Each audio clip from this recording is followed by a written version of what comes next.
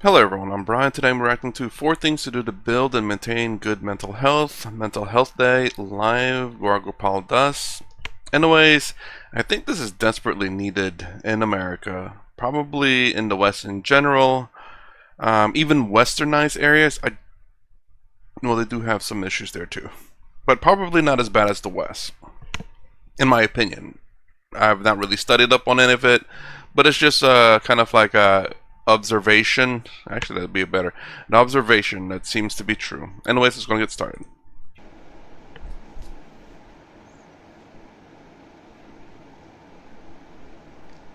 A very happy evening to all of you. Namaste, hi, hello, Sat Sri Akal. It is a great pleasure, privilege, and honor once again to be with all of you on the occasion of the World Mental Health Day that we are observing today.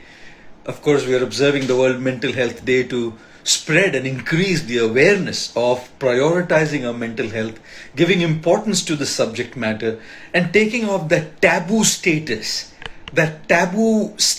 away from this subject of mental health. But I'm so very grateful to all of you, our lovely Instagram community, and to all of you, our lovely Facebook community, for joining us here this evening for our World Mental Health Day live session. I keep hearing that mental health is a taboo, but it doesn't seem like it. But I guess, maybe I'm not around it too much. I think it's fine for people to talk about it. Well, maybe, yeah, it's fine for people to talk about it, but it's just that I don't experience it very much. So I'm kind of curious: is that really a taboo? I mean, I suppose I try to think of putting myself in that situation where I'm hearing someone talking about their mental health.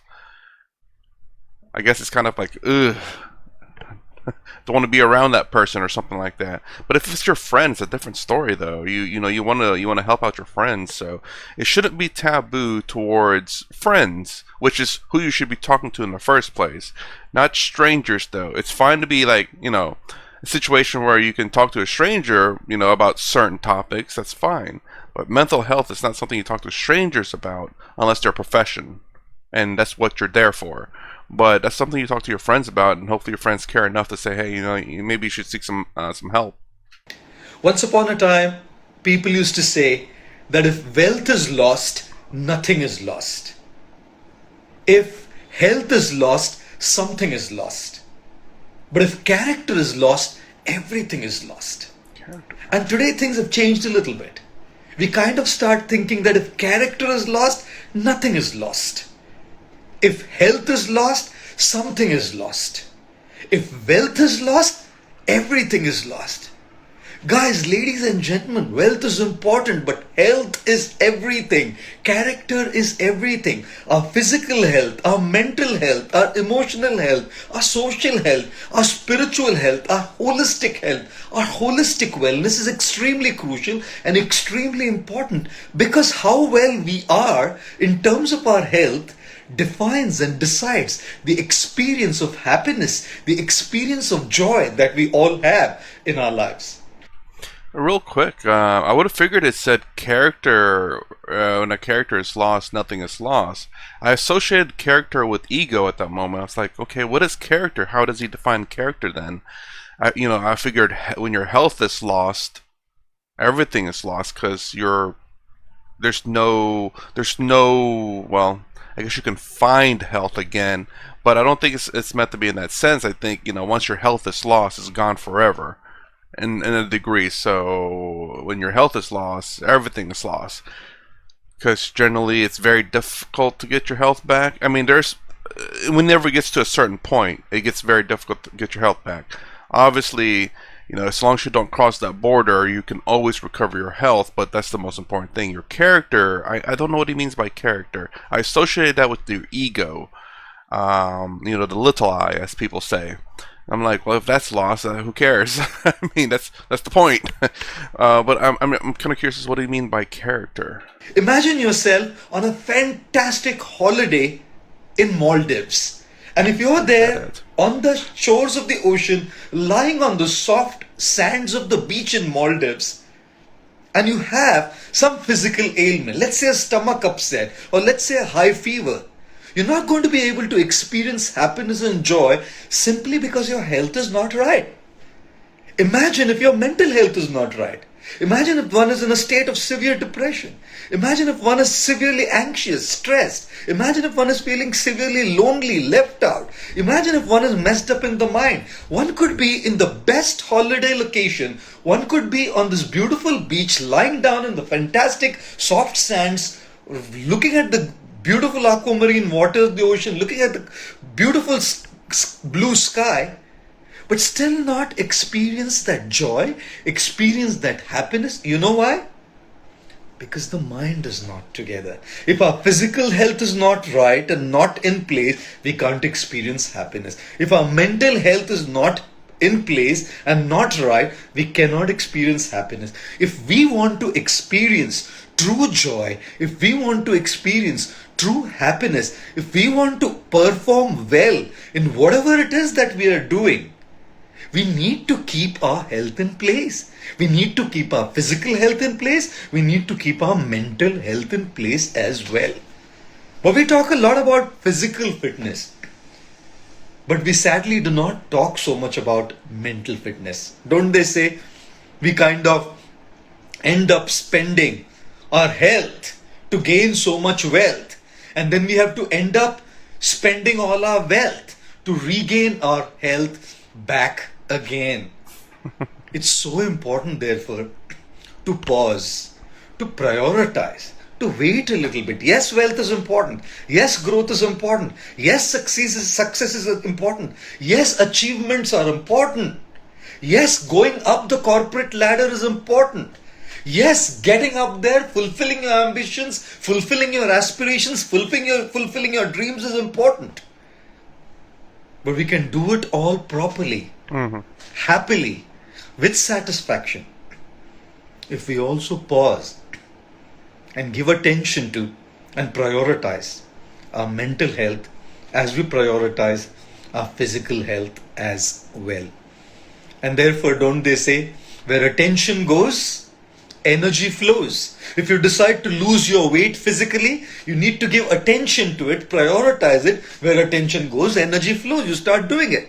We want to prioritize. If you want to keep robust mental health, we need to give attention to it. And when attention goes, energy flows. Therefore, ladies and gentlemen, on this World Mental Health Day, I would like to make an appeal to all of you attending this session and everybody who will probably be later watching this video.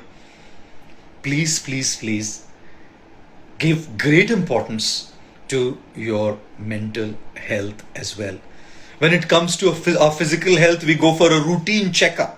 Sometimes a bi-monthly, a quarterly, or a half-yearly, or a yearly checkup to see if our cholesterol, our sugar, our vitamins, all the other elements and aspects of our body are functioning right. When it comes to our mental health, there's no routine checkups. Mental health के लिए कोई routine checkup नहीं, हम लोग किसके पास जाएंगे? And when I say routine checkups, it's not that we necessarily need to go to a mental health professional or a therapist to get a routine checkup done. Yes, if we are traumatized, abused, and if the things are very severe, we need that too. We can ourselves do a regular routine checkup to see if our mental health is in place. Yeah, I was going to say there's no real way to kind of have a routine checkup with someone because it's a bit difficult to measure. The amount of trauma a body can take and the amount of trauma our minds can take, it's different and varies between people. If we're all honest, we wouldn't need to have these checkups in a sense that we can just talk to our doctor, say, yeah, this is what I eat, this is my intakes and stuff, and he doesn't have to do blood work or anything like that, generally speaking, if we're genuinely honest with them. But there's no physical, I don't think there's any kind of physical thing that you can check mentally to see if someone's okay or not. Like, again, with your physical blood work, your weight and what you eat, your cholesterol, sugar, etc. All those are things that we can measure physically. Mental health's a bit different. And it's something that, you could tell a doctor something and the doctor's traumatized. You're like, what? That's just what I do on an everyday basis. It's no big deal. The doctor's like, "Oh my gosh, that's major trauma," So that also applies to physical too. Some people like take a punch to the gut. It's like, yeah, no problem. And someone else gets that same punch and they're like coughing and wheezing. It's like, yep, I'm out. But yeah, and I guess hopefully here he'll explain what exactly kind of checkup she needs. Obviously, you should know how your body is and how your mind is. That way, you know if you're struggling or not. You know what the norms are.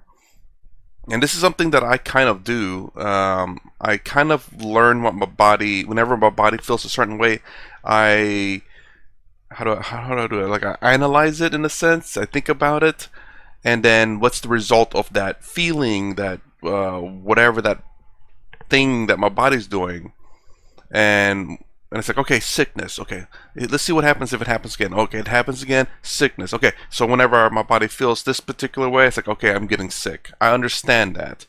It's not necessarily 100%, but it's highly accurate.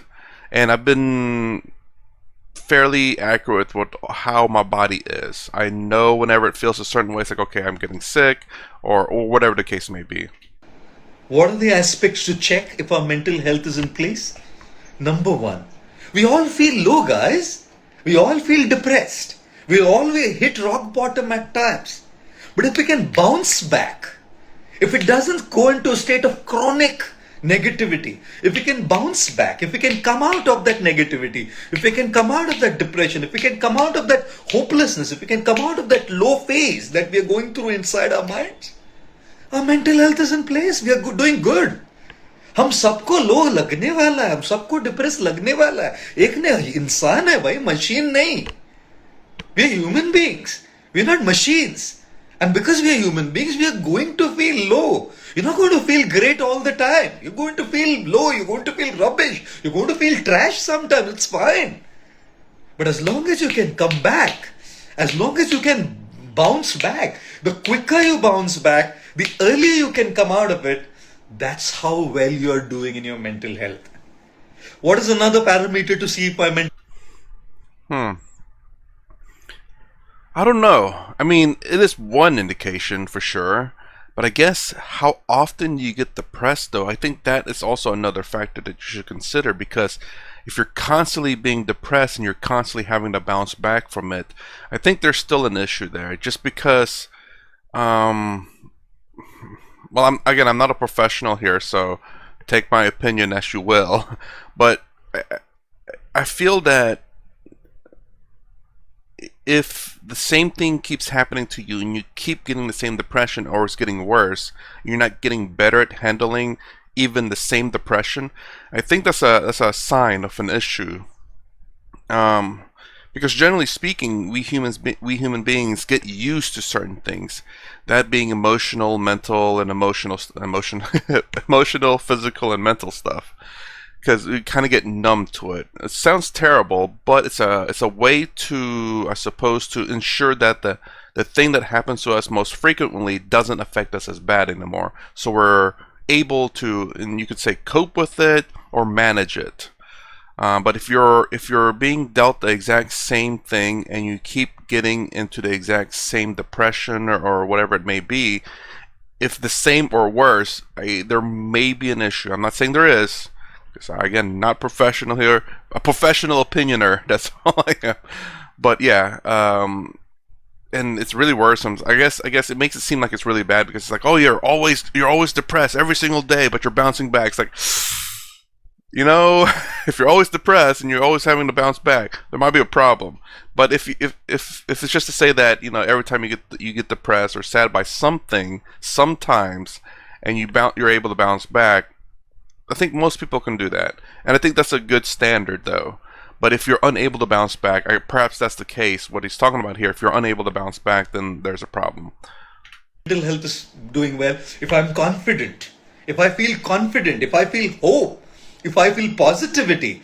Negative तो लगता ही है, worry तो होता ही है, stress तो होता ही है, प्रेशर तो होता ही है, exam deadlines, work deadlines, targets to meet. Goodness me, we are humans with a machine, and one of the parts of the machine is the mind. So we're going to feel this, and that's okay.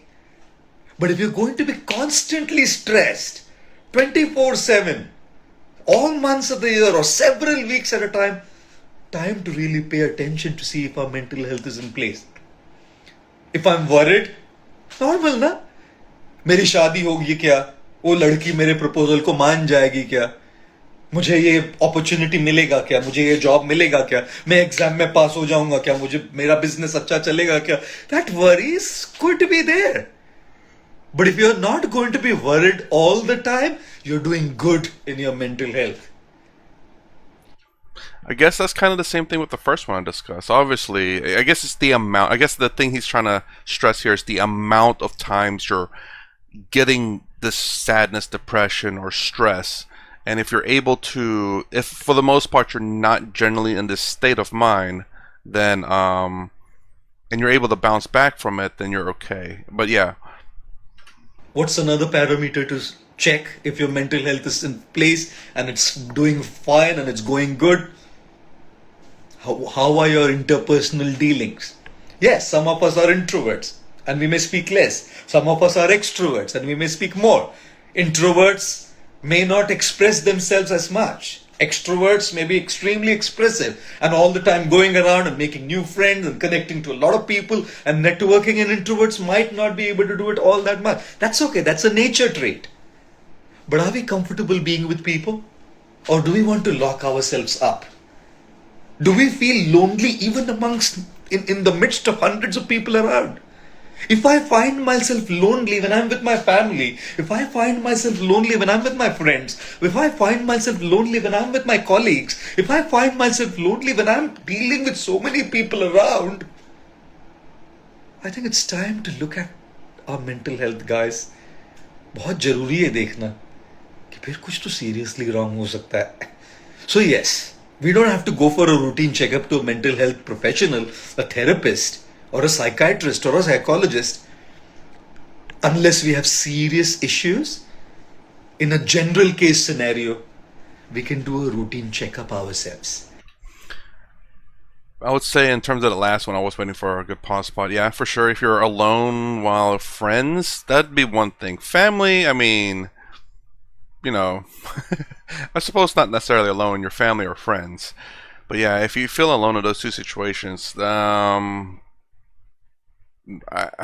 it's definitely time to evaluate yourself there, or people that you generally have something in common with, like a hobby. If you tend to hang out around them and talk to them quite a bit, generally speaking, even if you're an introvert, if you're around people that have similar hobbies, you'll come out of your shell because it's something that you're interested in or passionate about, and so are they. And people love giving opinions. Clearly. Oh, I was met the point of myself. Did I? Okay, I meant myself. But yeah, around big crowds and stuff. I guess lonely. What's the definition of lonely? I suppose what he's pointing out. I mean, you're not alone, as in that you're not by yourself, but obviously you're around strangers that you don't know, so they're not your friends. So I guess maybe the feeling of loneliness, even though you're surrounded by people that you don't know, maybe that. For me, being surrounded by people I don't know doesn't make me feel lonely, but I'm not going to sit there and think they're all my friends or family. So I guess there's a distinction there of whatever that lonely feeling is. And yes. Depression होगा, negativity होगा, worry होगा, थोड़ा लोगों से भी हम लोग कभी कभी डिस्कनेक्ट करते हैं अपने स्पेस के लिए. But as long as the relationships are regular again, as long as we can bounce back again, absolutely fine, guys. So don't start thinking my mental health is a problem just because I feel low. If you can come back out, no problem. But if you can't, let's take that taboo away. And it's important that we consider our mental health like our physical health as well.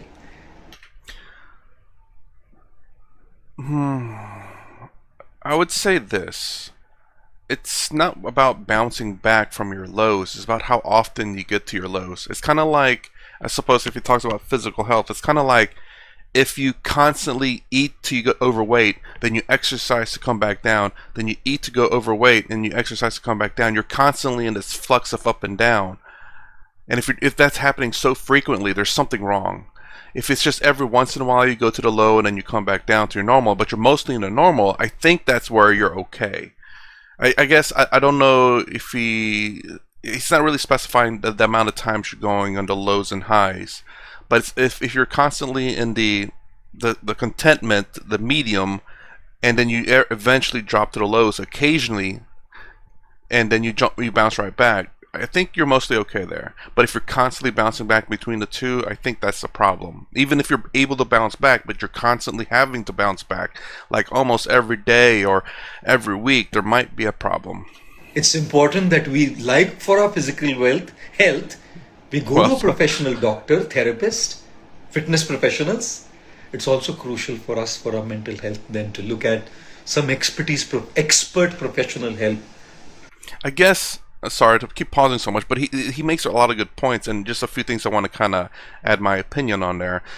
But I guess the biggest thing is there's definitely a lot of physical health. Like there's a gym membership. There's, you can go to your doctor, to a dietitian, to an exercise person. I mean, those are readily available. There's gyms everywhere. There's classes everywhere for these kind of things. But mental health is not so widely available. I mean, even, I don't know, I didn't really check it out on YouTube. I don't think there's some mental health things on YouTube. You go look up YouTube for exercises, there are plenty. And then when you look at, some people probably say in the comments, like, oh, look at Eastern philosophy, like Advaita Vedanta, Hinduism and stuff. But it's not so, it doesn't link so easily. It's like, I have a mental health, I'm not trying to get spiritual, I need to get mental health help. And you don't see that connection there. So, and I think that is definitely an issue for people seeking help online and not seeing certain ways of life as a way of out of that mental health, because it's not quite a direct, it doesn't look like a direct solution, even though it is. Like whenever someone's seeking for, exercise and building muscles, they look for videos specifically doing that, building muscles. Whereas Hinduism and ways of life philosophies aren't exactly talking about, oh, this is about mental health. No, it's about a way of life, a complete set, including mental health. And probably physical stuff too.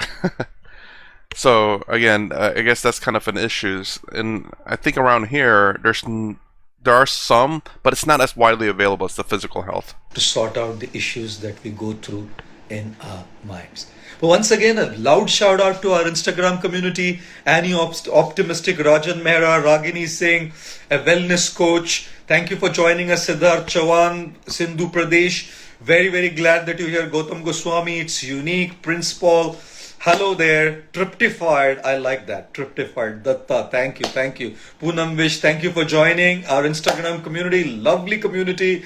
Ritik, Sharan Singh, I'm so happy you guys are here. Lovely Facebook community. Arpita Ghosh, Sayyid Faizan, thank you so much for joining. Sunil Kumar, Sunil Panda, Aruna Rajaram, Apurva Barot, so happy that you're here with us this evening. Amma Chaudhary, thank you again for joining. Shobha Verma and Shilpi Rani, thank you. I'll once again call out a few names as we continue our live session for this evening. But like I said, let's start treating our mental health with as much importance as we treat our physical health as well. Shall I say not as much importance, but more importance? Because even if the body is a little ill, but the mind is sound, we can still take a lot in our stride and move on.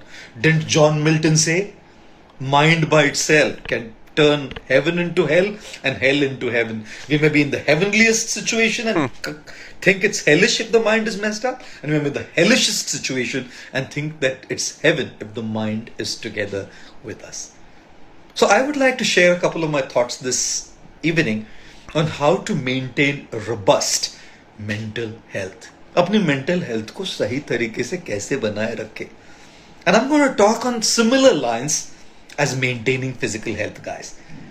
And there are 4 things that I really want to talk about. Number 1, when we are talking about our physical health, it's very, very crucial that we do not allow unhealthy people to come into our space. If you are surrounded by and in the company of unhealthy people, unhealthy habits, unhealthy influences can come on to you as well. If they are infected, they will infect you. Whilst we were going through COVID, we knew that we were staying away from positive people, not for the first time we were staying away from positive people. Why? Because that COVID could come on to us. Like we keep a distance from people who are not healthy so that we don't catch that disease, it is very, very crucial to maintain good mental health, to draw our boundaries very clear. And I agree with him there. Interestingly, I think it's Sem that talks about these people who surround themselves with toxic people. I forget the exact wording, but in a sense that I think the idea is to spread this, to remove the toxicity around him and to spread this goodness. It's about the best way I can phrase it. But yes, I mean, if you're, it's kind of like, I guess, people who are addicted to drugs and whatnot, where they have to stay away from people who enable that or who are doing that, otherwise they relapse into it. But I guess a good way to test your what's the right word? Your tenacity, your willpower, is to, once you have fully gotten that out of your system and you're able to surround yourself with these people and be unaffected, you mastered it. You got it. But yes, it kind of sucks that if these are some of your friends and they're gonna probably want you to do it. But if they're genuinely your friend, they'll maybe they want you to do it initially, but it's like, no man, I want to quit, and they'll respect that. If they're genuinely your friends. But yeah, and it's not necessarily like they may have bad habits and stuff, the habits that you're trying to quit, but I think it sucks to kind of shun them away. Perhaps whenever you're ready to kind of go back to your old, I don't want to say old life, but go back to hanging out with your friends that you hopefully care about, and that you're saying, hey, if we hang out, we kind of have to not do this, and at least not until I'm fully got it out of my system, and then be able to test yourself, because you can't avoid everything in life. You're going to have to put yourself in you're going to be put in certain situations whether you want to or not, and you have to be able to handle it. But it's understandable through a few months that you kind of shun that away from you as much as possible to fully recover, to fully put yourself in a good position where you no longer are tempted. हमारी lines और boundaries बहुत clear होनी चाहिए. We should allow only those people who are good for our mental health within that boundary. We should allow only those people who cast a positive influence on us, create a positive aura around us, create a positive impact on our mind, our mental health, on our inspiration, on our internal spirit. We should allow those people in our space. We should allow people who are well-wishers. We should allow people who are genuinely concerned about us. We should allow people who love us. We should allow people who are genuinely concerned about our welfare. And not people who are very negative, who are jealous, who are envious, who, as some people term them, are called energy vampires. We shouldn't allow such people to enter into our space. You know why? Because they will affect our mental health. I hate branding people as toxic.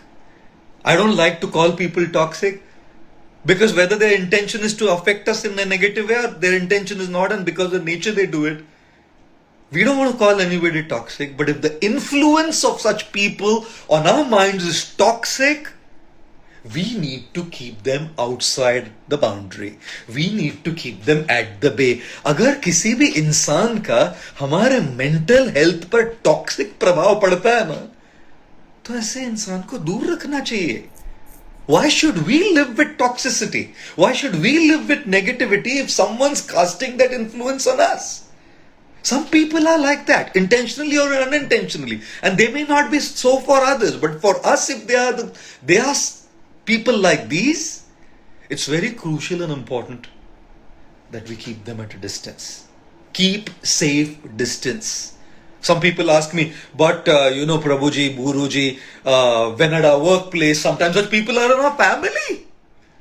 Sometimes such people who make our mind so toxic by the way they behave, by the way they speak, by the way their energy is, by the way their neck aura is. They just make us so toxic. Such people could be within our family. Such people could be within our work circle, our colleagues, at our workplace. Such people could be in our friend circles and social circles. What do we do then? Maintain a high-hello relationship. You don't need to necessarily cut off from people unless they are really, really, really completely negative and you just cannot connect, and it's required, we need to. But in most cases, we don't need to completely cut off. Okay. When do such people start making us toxic or start affecting us in toxic ways? When we take them within that boundary. Keep them at the safe distance. Keep them outside that boundary. Do the needful. काम करा लो, काम कर लो साथ में, जो भी है वो कर लो. जितना जरूरी है उतना इंटरेक्शन तो दुनिया में रखना ही पड़ता है जी. But, you have to know, when do people actually start influencing our minds? When we start spending time with them. When we start hanging out with them. When we start sharing our hearts with them, when we start speaking the intimate things of our hearts with them, when we share a lot of meals with them, that's when they start getting into our minds. As long as we don't do these things, we are good to go by doing the needful. So the first principle, guys, of keeping good mental health is stay away from those people who are bad for your mental health. Stay away from those people who affect your mind in negative ways. Stay away from those people who make your minds filled with toxicity and negativity. Do the needful, work with them, but don't get close and hang out with them. The influence on your minds will be extremely negative. Draw your boundaries clear and see who should be within the boundary, who should be just at the boundary, and who should be outside the boundary. You decide that for yourself. If you want to safeguard your mental health and if you want to keep your mental health robust and going well and healthy. I guess a little bit of a caveat there, in my opinion, only because this is something I see going on in America. So I don't necessarily disagree with them at all. It's more along the lines of some caveats to what it says. So the biggest issue that I see in America is the fact that, okay, what is considered to be toxic? And in America, if you disagree with someone, that's toxic. So it's like, essentially all you're wanting is an echo chamber, and that's good mental health because they're just repeating what you want to hear. So this is the caveat I'm talking about. It's the fact that obviously you want to keep like-minded people, but don't necessarily keep out people who disagree with your opinion. Obviously, there shouldn't be toxic, as in screaming and yelling and demanding you to believe in what they believe, but more challenge your ideas so that you can really reinforce your belief or change your mind. So that's the caveat. It's the fact that don't live in an echo. If you want to have good mental health, you can live in an echo chamber where everyone agrees and repeats what you say. But that is not really good mental health. That's an illusion because the real world's not going to be like that. The idea is to surround yourself with like-minded people who can challenge your opinions, who will give you genuinely honest opinions of themselves, whether it's an agreement with what you believe or not. So long as you can have good conversations, and it's not just yelling and screaming and just calling each other names, then I think that's a good place to be, because then your mental health will still be good. You're able to handle disagreement situations. Let me put it that way, not rough situation, but disagreement situations. And that anytime you come to someone who doesn't agree with you, you're not going to start breaking down your mental health because someone said, I have a different opinion, or I don't agree with that opinion, and you start crying and tearing up and saying they're toxic. So that's the caveat I want to add to just that part. But also, I'm actually going to split this up into two parts because I seem to be talking quite a lot. So I'm going to pause right here. If you like my concept, please consider subscribing. Thumbs up, thumbs down below. Thanks for watching. I'll see you in the next vid.